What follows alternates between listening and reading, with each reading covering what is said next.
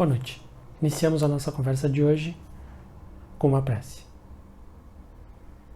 Agradecendo ao nosso Pai Maior, aos Espíritos de Luz, aos mentores, guardiões e protetores deste trabalho que nos acompanham, onde quer que estejamos, nos colocam em comunhão,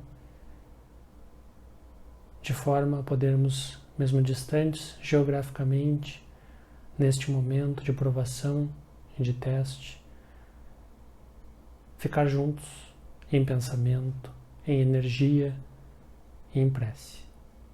Muito gratos ao plano espiritual pela oportunidade que temos de mais uma vez estarmos juntos no mesmo horário, reunidos em estudo.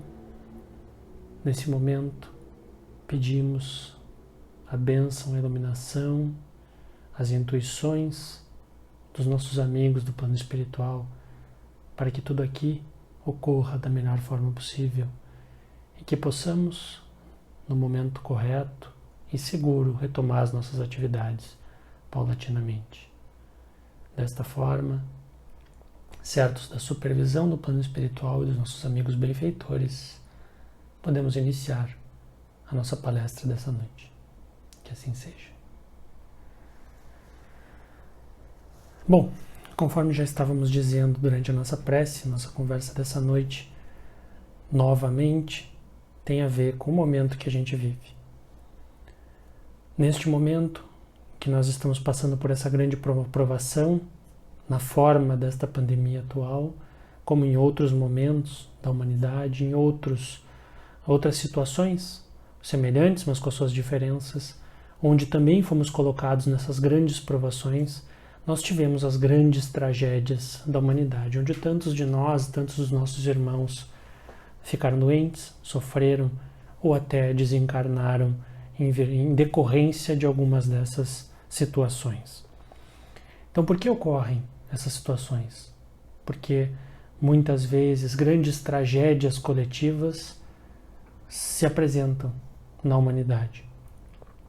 Se nós formos buscar na teoria espírita, no Livro dos Espíritos, o capítulo 6, questão 737, a pergunta feita aos bons espíritos é a seguinte: com que fim Deus fere a humanidade com flagelos destruidores?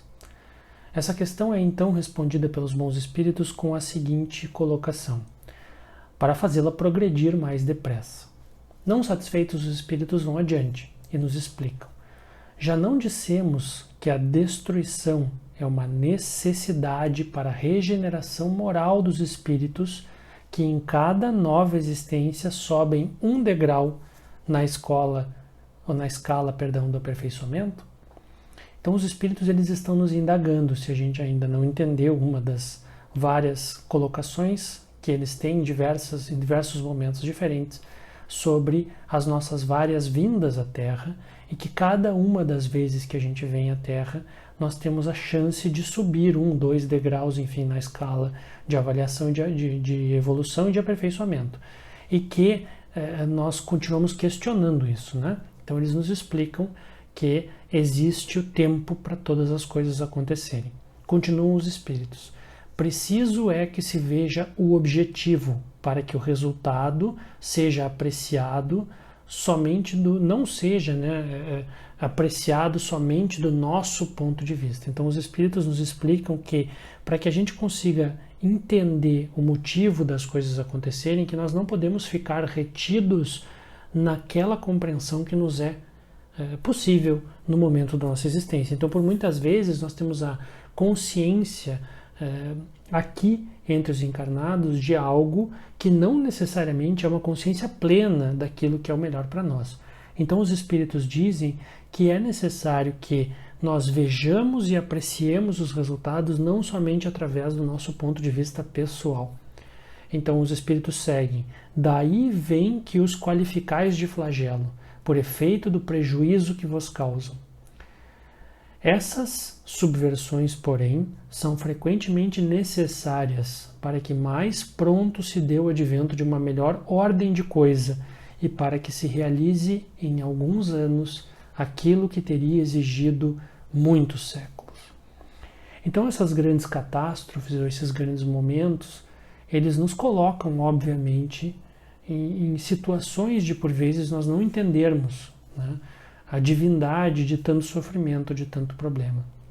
Mas os espíritos nos dizem que se nós levarmos em consideração apenas a nossa capacidade atual de compreensão, que certamente a nossa noção de injustiça será muito maior.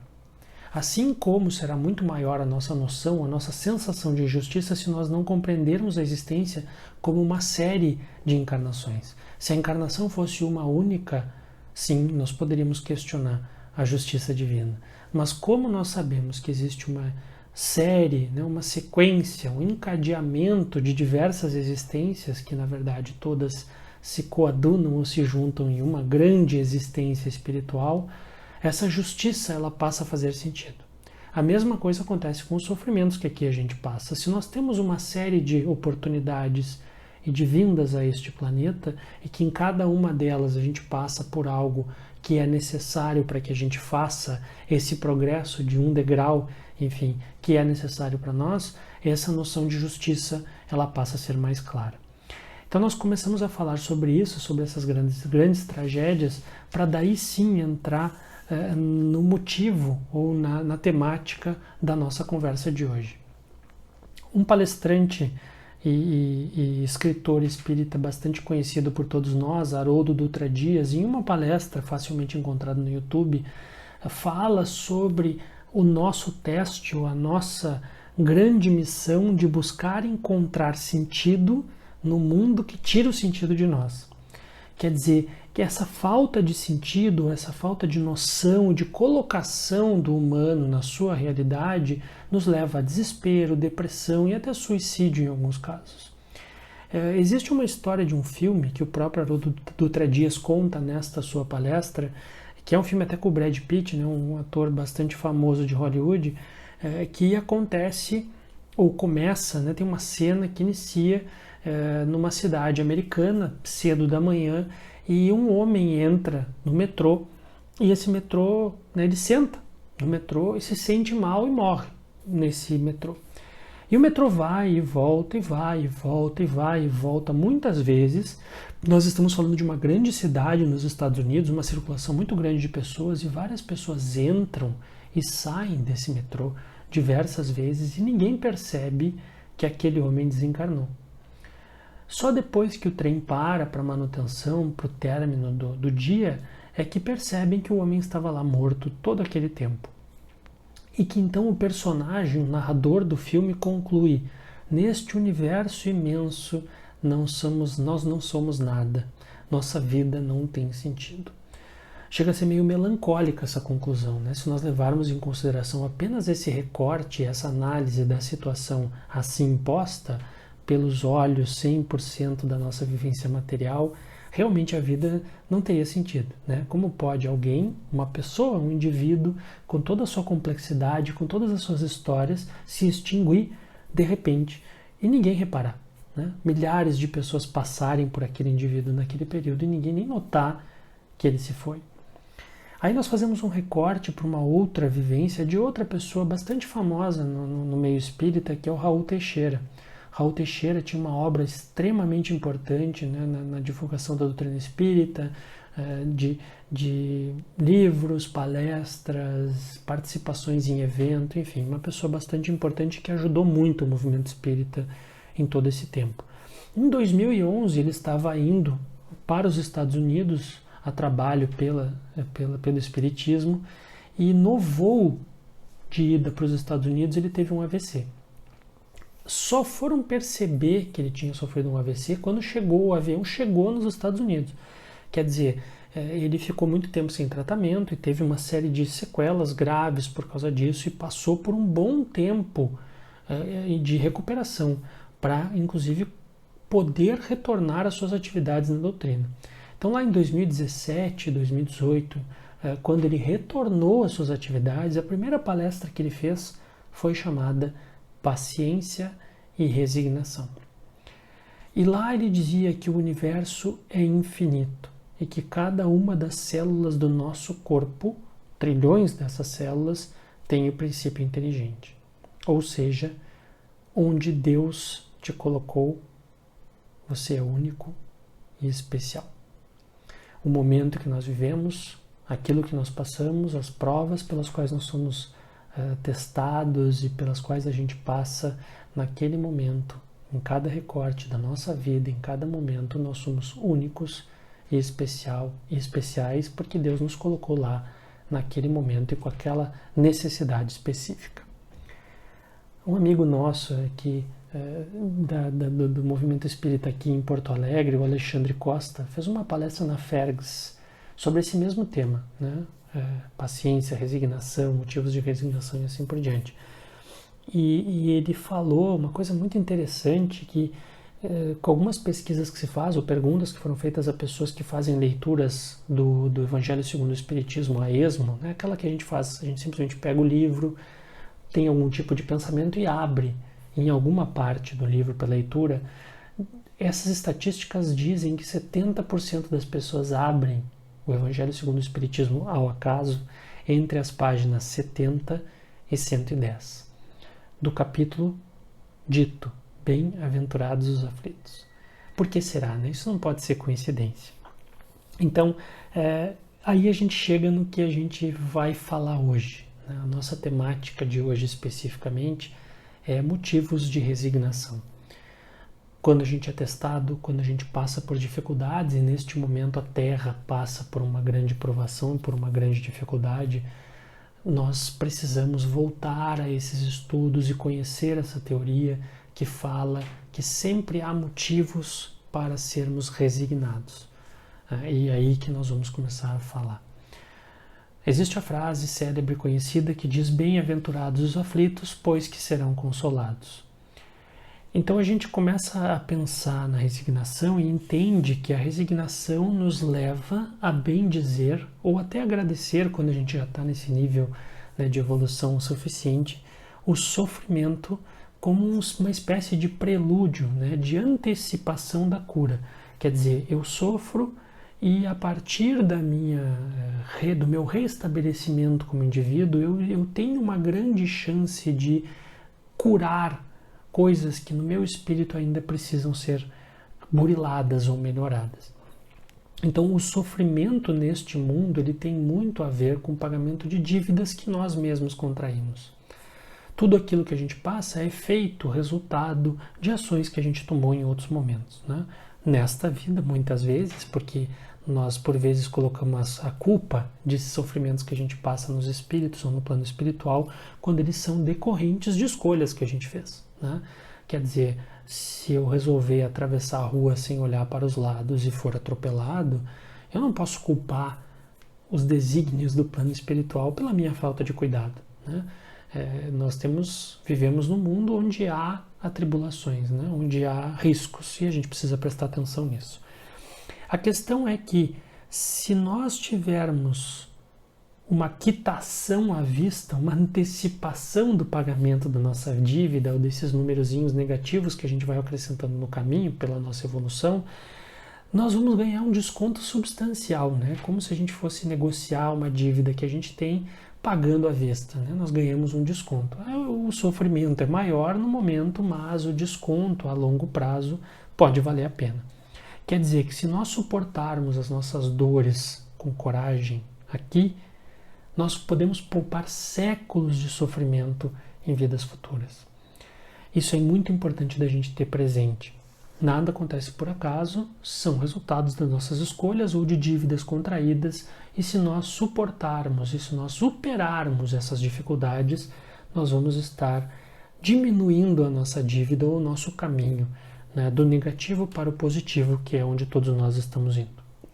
Mas voltando à palestra do nosso amigo Alexandre, lá ele cita um relato de André Luiz na obra Nosso Lar, onde ele trabalhava esperando pela chegada de um grupo de caravaneiros que trariam espíritos, né? Então ele estava lá fazendo esse trabalho, esperando, e quando chegam esses caravaneiros, o André Luiz reconhece um homem que tinha uma dívida com a loja do pai dele quando ele era encarnado. Então isso ele já estava fazendo o trabalho dele no círculo espiritual e recebe ou reconhece este indivíduo já desencarnado lá, né, no trabalho dele.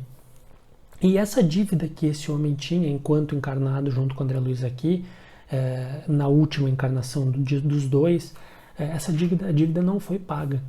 E esse homem pediu para a loja para prorrogar o prazo do seu pagamento. E André lembra que ele e o pai negaram essa prorrogação da dívida.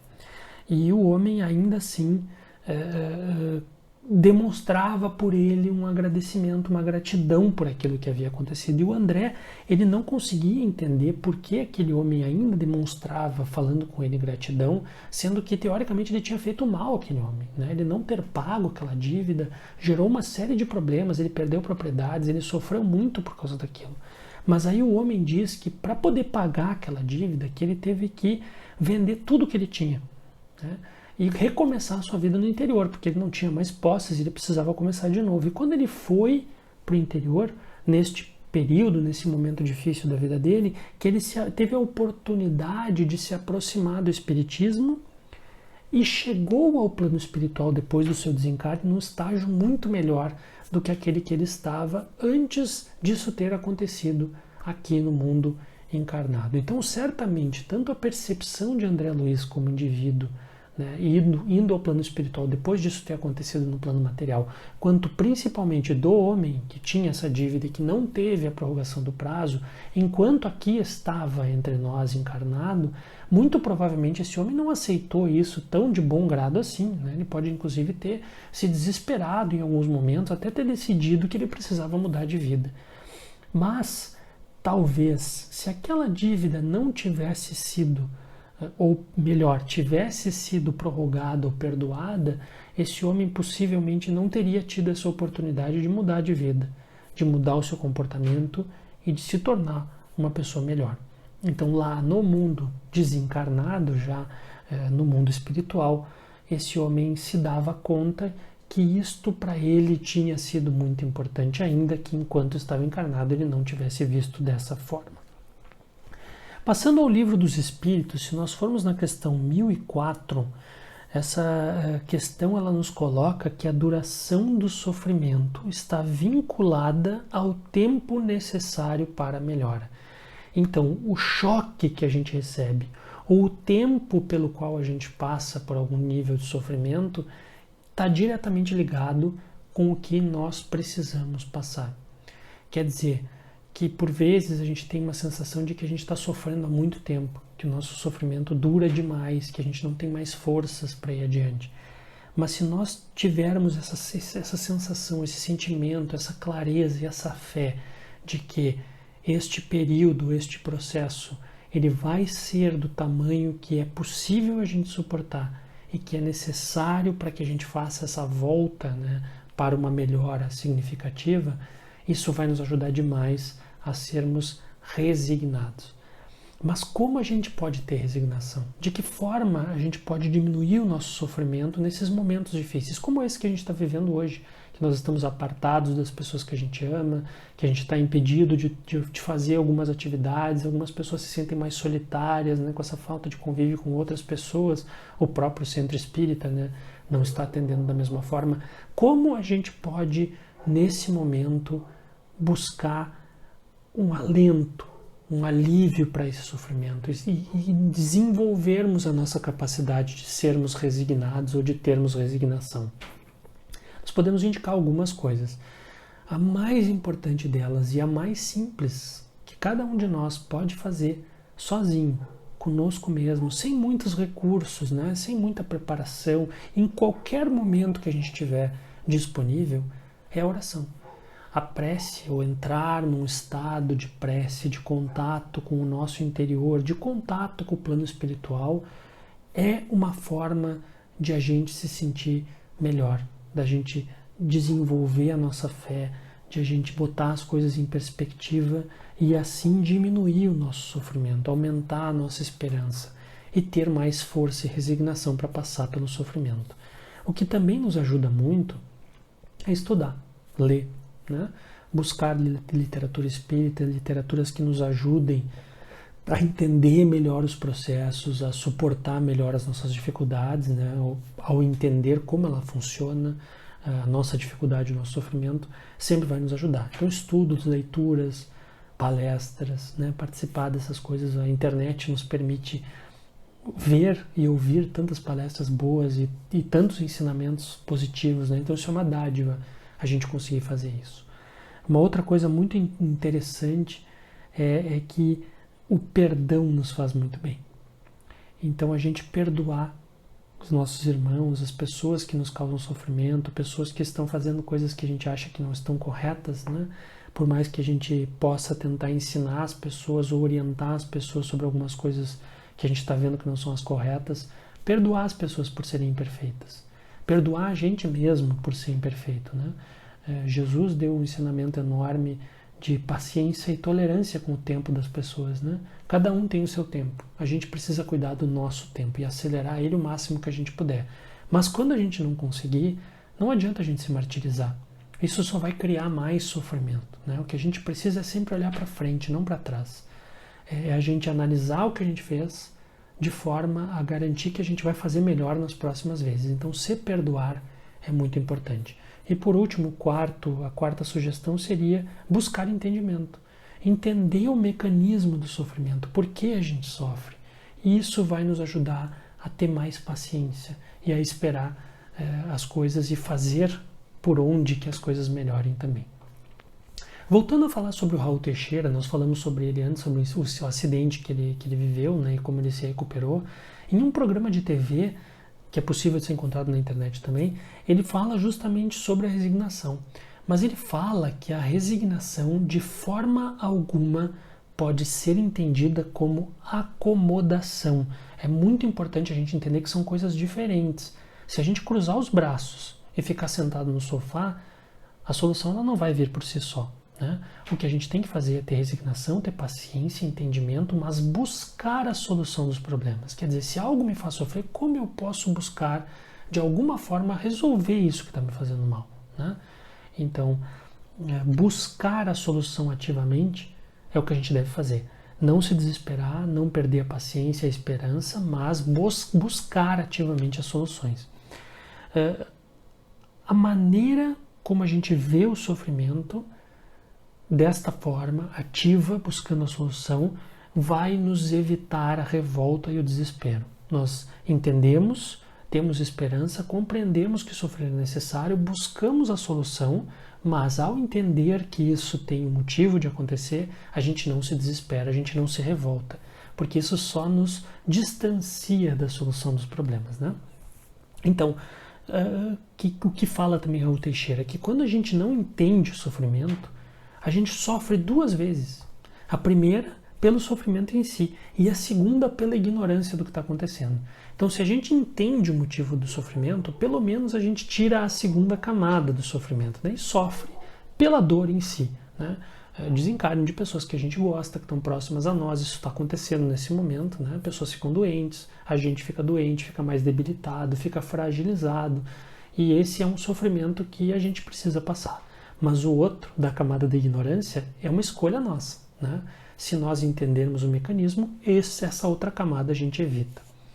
Então, segue Raul Teixeira dizendo que resignar-se é ter um entendimento da razão das coisas, o que não nos impede de sofrer, nem de chorar, mas nos dá a alegria de saber que estamos dando conta do recado.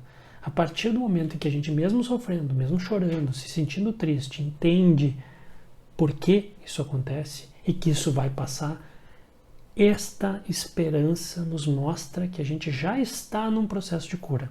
E isso mostra pra gente, prova pra gente que a gente aguenta e que a gente pode dar conta desse recado.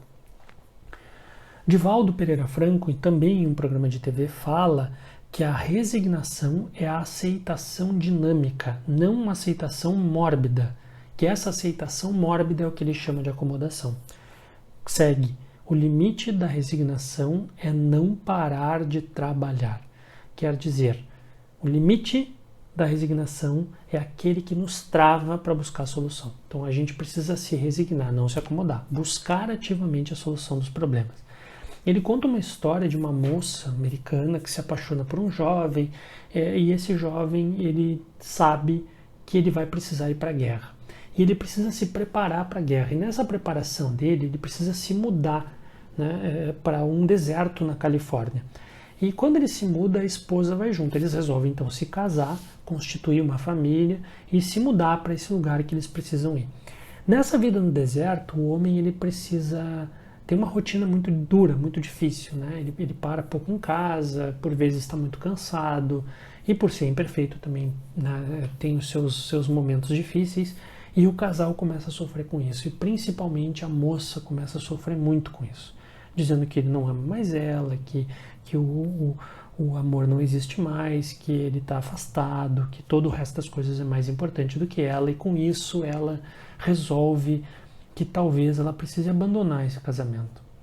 Antes de fazer isso, essa moça que tinha uma relação muito próxima com a sua mãe, resolve escrever uma carta para sua mãe, né? E os mais velhos, eles têm essa sabedoria que os mais jovens ainda não tiveram tempo aqui nesta vivência de construir muitas vezes, e essa mãe, na sua sabedoria, recebe essa carta e lê a carta que diz que a sua filha então estava pensando em divórcio ele não era mais a pessoa que ela imaginava e a relação estava muito diferente, muito difícil e ela não sabia como lidar com aquilo. E a mãe pega um papel, uma caneta, escreve essa carta de resposta e manda pelo correio, chega ao endereço da filha, a filha abre o envelope, pega a carta, né? Finalmente minha mãe me escreveu, e quando ela vai ler, está escrito o seguinte: Filha, era uma vez 2 homens presos. Um passava o tempo a olhar para cima, para a janela e as estrelas. O outro passava o seu tempo olhando para baixo e para a lama. Beijos, mamãe. A moça então entende, né, esse recado, e ela foi se tentando buscar entender, antes de conseguir compreender o que a mãe queria dizer com aquela frase muito sucinta, aquela carta muito sucinta, muito rápida, né, de poucas frases. Ela resolve fazer alguma coisa para ocupar a mente, e ela vai andando por esse deserto, né, e passa a catar conchas, né?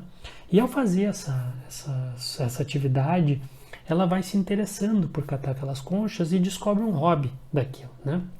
Ela vai desenvolvendo isso e buscando essas conchas no mar para fazer bijuterias. E no meio desse seu trabalho artesanal, ela conhece um grupo de mulheres indígenas que fazem artesanato com essas conchas, né, especiais lá nesse local. Então, diz uma das indígenas com quem ela conversou que coletavam aquelas conchas em uma terra sagrada e que os brancos eles não podiam entrar nessa terra, né, somente para indígenas, e que depois eles pegam essas indígenas pegavam as peças, criavam objetos, né, artesanato de objetos, e revendia esses artesanatos nas grandes cidades para lojas. A moça essa então passa a investigar um pouco essa vivência e descobre que as indígenas estavam sendo exploradas. Vendiam por preços muito baratos para grandes comerciantes que depois revendiam isso muito caro nas grandes cidades. Então a moça passa a administrar o trabalho desse grupo e ajudá-las a vender essas peças por um preço bem mais adequado e diretamente, né, com muito mais lucro para aquelas moças indígenas. Isso virou uma loja de artesanato em Los Angeles, nos Estados Unidos, e depois uma rede com mais de 200 lojas de artesanato Cherokee no futuro. E aí a moça compreendeu a lição da sua mãe, né, que ela podia ficar olhando para a lama, ou seja, para o sofrimento, ou podia olhar para cima, para a janela e para a solução daquilo. Depois disso, o marido vai para a guerra, retorna com saúde e eles vivem felizes para sempre. Ou seja, o grande recado aqui é que sim, precisamos nos resignar com o sofrimento necessário, né, que visa o nosso crescimento como indivíduos, como oportunidade de sermos cada vez melhores. Mas essa resignação ela precisa ser ativa. Precisamos olhar para a janela, para as estrelas, tanto mirando a solução dos problemas e quando vai passar o nosso sofrimento, quanto buscar soluções para que isso aconteça ativamente o mais rápido possível. Então, com essa fala de hoje, nós vamos concluir também com uma prece de encerramento. Agradecendo ao nosso Pai Maior pela oportunidade de falarmos de um tema tão importante como é a resignação, a aceitação dos nossos sofrimentos necessários de forma ativa buscando soluções e entendimento e o crescimento que os momentos de sofrimento nos dão. Que essa grande provação coletiva que nós estamos vivendo na Terra nesses momentos atuais seja encarada dessa forma, que tenhamos paciência com o tempo das coisas, que possamos nos manter seguros, respeitar os protocolos de saúde, os nossos limites, e que possamos, sim, buscar soluções para que possamos continuar nossos estudos, continuar as nossas palestras, continuar nossa evolução como indivíduos. E lá na frente, certamente, conseguiremos ver que esse momento foi necessário e que nos deu oportunidade, cada um de nós, para buscarmos ser melhores, sempre, evoluindo dia a dia. Muito agradecidos aos espíritos de luz que conduzem esse trabalho, que nos orientam e nos ajudam todos os dias. Nesse momento, humildemente pedimos licença para encerrar a nossa palestra dessa noite. Que assim seja.